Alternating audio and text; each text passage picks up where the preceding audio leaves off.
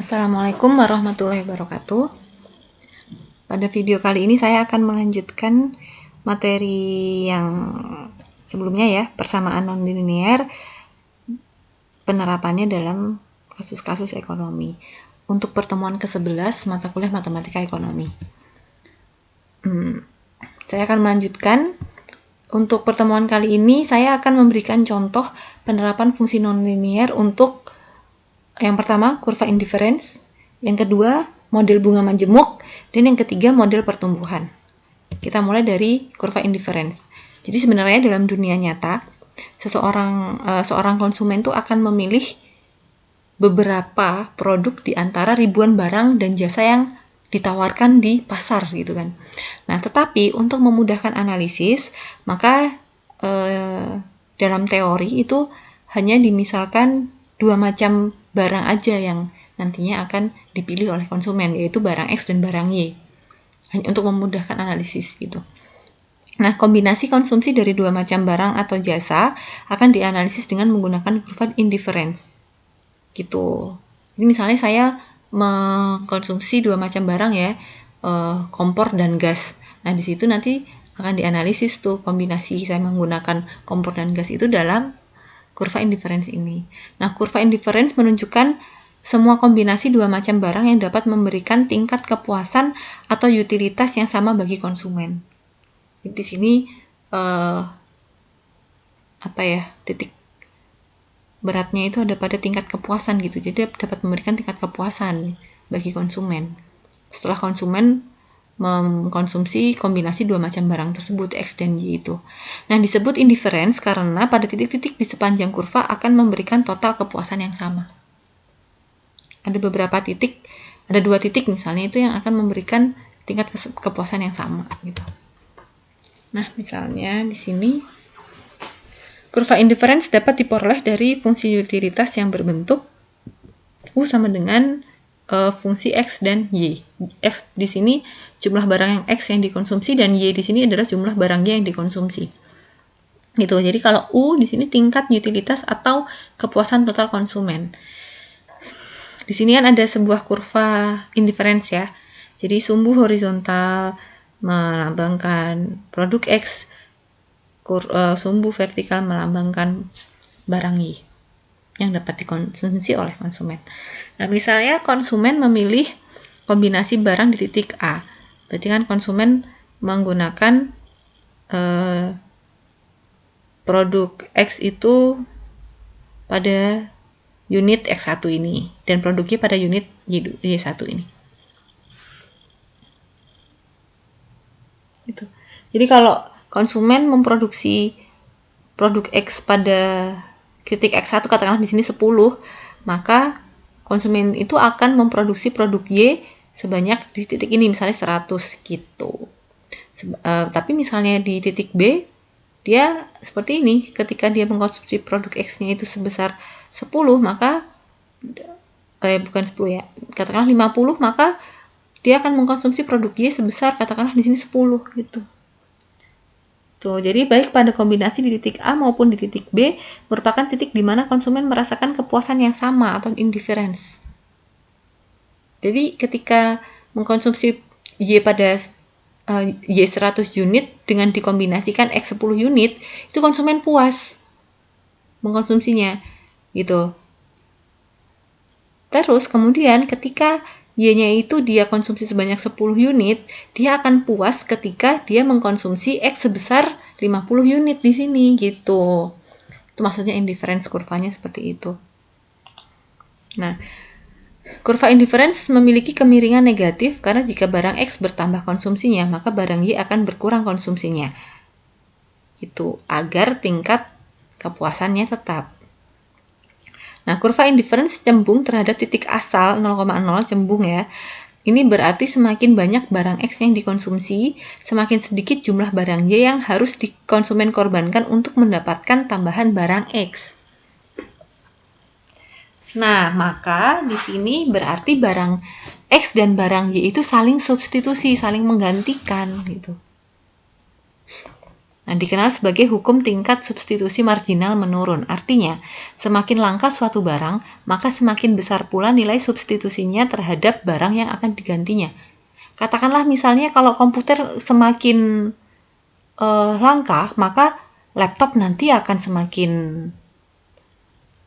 banyak diminati kan gitu ya. Nah, kurva indifference memiliki kemiringan yang semakin kecil bila bergerak pada kurva indifference semakin ke bawah. Jadi kemiringannya itu diperoleh dari delta Y dibagi dengan delta X ya. Oke, kurva indifference memiliki 5 sifat. Yang pertama, kurva indifference menunjukkan tingkat kepuasan atau utilitas yang konstan terhadap setiap kombinasi yang terdapat di sepanjang kurva indifference.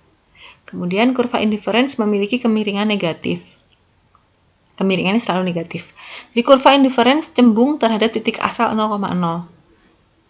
Kemudian kurva indifference yang semakin jauh dari titik asal 0,0 semakin tinggi tingkat kepuasan atau utilitasnya. Kemudian kurva indifference tidak saling memotong satu sama lain. Jadi tidak ada titik potong pada kurva indifference. Jadi kurva yang memenuhi kelima sifat tersebut untuk menunjukkan kurva indifference adalah lingkaran, hiperbola, dan parabola. Oke.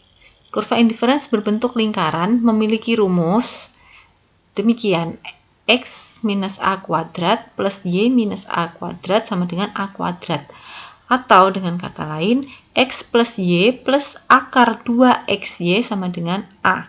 Jadi kalau di dalam soal nanti Anda bisa menentukan apakah nantinya akan kurva tersebut, dari soal tersebut akan terbentuk kurva lingkaran atau kurva hiperbola atau kurva parabola. Itu nanti dari persamaannya ya. Kalau persamaannya seperti ini atau seperti ini ya berarti lingkaran gitu. Nah, kemudian kalau kurva indifference berbentuk hiperbola, rumusnya itu adalah persamaannya adalah X plus H dikali Y plus K sama dengan A. Jadi sumbu asimtot tegak X sama dengan minus H dan sumbu asimtot datar Y sama dengan minus K. Titik potong sumbu X sama dengan A per K minus H. A per K minus H gitu. Nah, titik potong sumbu Y sama dengan A per H minus K gitu. Sedangkan kurva indifference berbentuk parabola memiliki rumus Y plus K sama dengan X minus H dikali A plus 1 minus A pangkat 2. Atau bisa juga akar Y plus K sama dengan X plus HA minus H per A. Atau bisa juga X minus H per akar Y plus K plus H sama dengan A. Gitu. Jadi titik potong sumbu X sama dengan H kali A plus 1 plus A akar K. Titik potong sumbu Y adalah H kuadrat kali 1 plus 1 per A kuadrat minus K. Mungkin nanti akan langsung ke contoh aja biar nggak pusing, karena dengan persamaan ini mungkin Anda bingung ya. Nah, ini kurvanya, kalau bentuknya lingkaran, biasanya kurvanya itu cuma seperempat gitu. Seperempat lingkaran doang gitu. Nggak yang lingkaran bulat gitu. Jadi cuma sekedar seperempat lingkaran gitu aja. Yang memenuhi kurva indifference hanya seperempat lingkaran ini. Seandainya pun nanti bentuknya dia lingkaran sih memang. Nanti kan berbentuk lingkaran. Cuma yang di luar ini, di luar dua titik batas atas dan batas bawah ini, nanti dia tidak akan terpakai gitu. Kan ada kepuasan maksimumnya kan. Jadi kepuasan maksimum, ada kepuasan, titik kepuasannya kan tetap gitu. Jadi pada titik di sini X, 0 gitu, dan di sini ada titik 0, Y gitu. Di luar ini nanti kurvanya tidak digunakan, hanya yang ini aja yang digunakan untuk persamaan ini gitu. Nah, sedangkan kalau kurva hiperbola nanti ada sumbu asimtotnya ya di sini. Gitu. Nanti persamaannya seperti ini.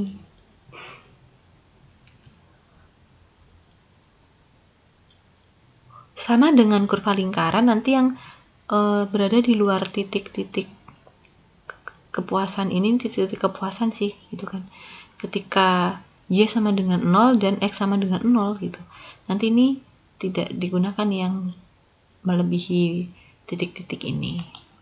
Nah, kemudian di sini adalah yang bentuk kurvanya adalah parabola. Gitu. Wow ya. Nah, kita langsung ke contoh soal aja mungkin ya. Ini yang lingkaran. Jika kurva indifference dari seorang konsumen ditunjukkan oleh persamaan X plus Y plus akar 2XY sama dengan A, berarti lingkaran dong ya. Dan seandainya kepuasan dapat diukur, berapakah jumlah barang Y yang harus dikonsumsi pada saat dia mengkonsumsi barang X sebanyak 3 unit agar tingkat kepuasannya tetap 15 satuan. Nah, maka kita cari dulu nih, diketahui X sama dengan 3. Ya kan? Barang X sama dengan 3 unit, X sama dengan 3, dan A, di sini A adalah kepuasannya tetap 15 satuan. Jadi A sama dengan 15. Nah, maka X plus Y plus akar 2XY sama dengan A. Yang akan kita cari adalah nilai Y-nya.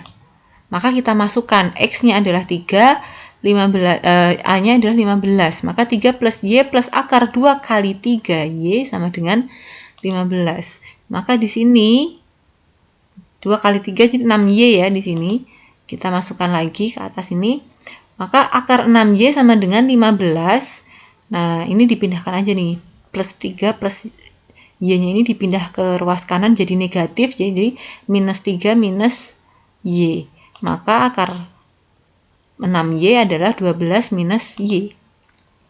6Y sama dengan, kita kuadratkan toh, 6Y sama dengan 12 minus Y pangkat 2. Kita buka ini kuadratnya. Jadi 6Y sama dengan kuadrat ya, 12 kali 2 adalah 12 pangkat 2 adalah 14. Kemudian 12Y minus 12Y minus 12Y ya.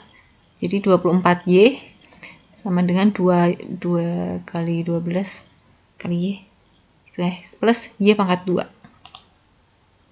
Ini sesuai dengan kaidah matematika ya, nanti kita membukanya. Nah, kemudian 144 minus 30 ya. Karena 30 kenapa? Karena 6-nya di sini dipindahkan ke ruas sebelah kanan, jadi minus 6 kan. Jadi minus 24 minus 6, jadi 30Y plus Y kuadrat. Nah, ini kita cari akar-akarnya. Maka menjadi Y minus 24 kali Y sama minus 6. Gitu. Kemudian menghasilkan Y1 sama dengan 24, Y2 sama dengan 6. Tuh. Nah, kemudian jika barang X sama dengan 3, maka jumlah barang Y sama dengan 6 unit dengan tingkat kepuasan 15. Jika barang sama dengan 3, ya, X-nya adalah 3, maka jumlah Y-nya itu bisa 6, bisa 24 gitu. Pada tingkat kepuasan tetap yaitu 15. Jadi kurvanya itu berbentuk lingkaran. Sumbu ke atas adalah sumbu Y, sumbu ke samping adalah sumbu X. Nah, titiknya ada pada X-nya 3, Y-nya pertama adalah 24 di sini ya kan. Kemudian X-nya 3, Y-nya sama dengan 6 di sini titiknya. Jadi X-nya sama-sama 3. Nah, kemudian tingkat kepuasannya kan tetap 15 satuan, maka ketika Y 0, X-nya adalah 15. Ketika Y 0, X 0, Y-nya sama dengan 15. Maaf ya. Ketika Y-nya 0, X-nya sama dengan 15. Ketika X-nya 0, Y-nya sama dengan 15. Nah, seperti itu maksud saya. Nah, selanjutnya ini adalah kurvanya. Dia berbentuk setengah lingkaran ya. sebenarnya. Cuma yang digunakan hanya pada bagian ini aja. Dari 0,15, 3,6 dan 15,0. Jadi yang 3,24 ini dia sebenarnya tidak memenuhi kriteria kurva indifference karena apa? Karena dia melebihi titik 0,15. Jadi yang dipakai hanya yang ada di dalam ini. Gitu.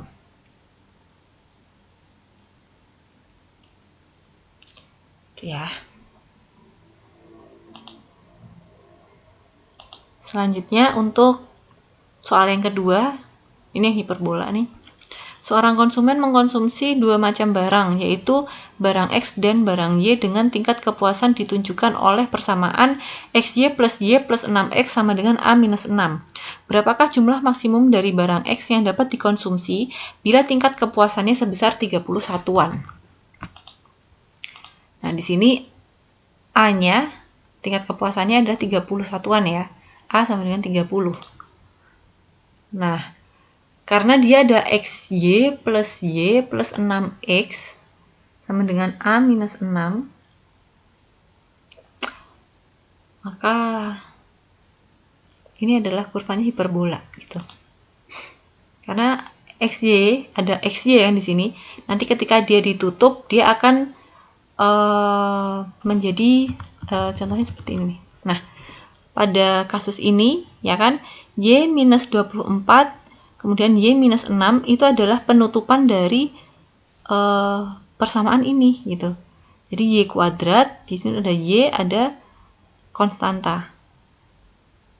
Gitu. Karena ini Y dan Y, maka di sini munculnya itu adalah Y kuadrat. Mungkin di matematika di sekolah ya. Nah, diajari seperti ini.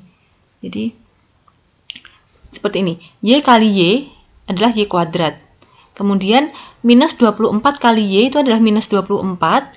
Kemudian Y dikali minus 6 itu adalah minus 6 ya. Minus 24Y minus 6Y sama dengan minus 30Y, kan gitu kan. Nah, kemudian minus 24 dikali minus 6 adalah minus kali minus kan positif ya jadinya. Kemudian 24 kali 6 adalah 144. Maka di sini ketemulah 144 minus 30Y plus Y pangkat 2 gitu. Dari situ ya, saya ulangi ya. Di sini Y dikali Y ketemu Y kuadrat, ya kan? Kemudian minus 24Y, minus 24 kali Y, kemudian Y kali minus 6 ya, jadi minus 6Y. Minus 24Y, kemudian minus 6Y, jadi harusnya kan ditambah tuh. Kalau misalnya positif dan positif kan ditambah, cuma karena negatif dan negatif, maka ini minus 24Y minus 6Y. Jadi minus 30Y di sini tengahnya kan. Nah, sini sampingnya di paling depan adalah minus 24 dikali minus 6. Minus ketemu minus kan positif, jadi ini positif ya. 24 kali 6 adalah 144. Maka dari perkalian Y minus 24 kali Y minus 6 ini menghasilkan persamaan 144 minus 30Y plus Y kuadrat. Gitu. Nah, kemudian kalau di sini kan ada XY ya, di sini ada Y, di sini ada X, gitu. Jadi nanti akan ada rumusnya. Di sini A-nya adalah 30 ya, karena kepuasannya 30. Kemudian persamaannya X, Y plus 6X sama dengan A minus 6 di sini. Maka XY plus 6X sama dengan 30 minus 6. Maka XY plus Y plus X plus 6 sama dengan 30.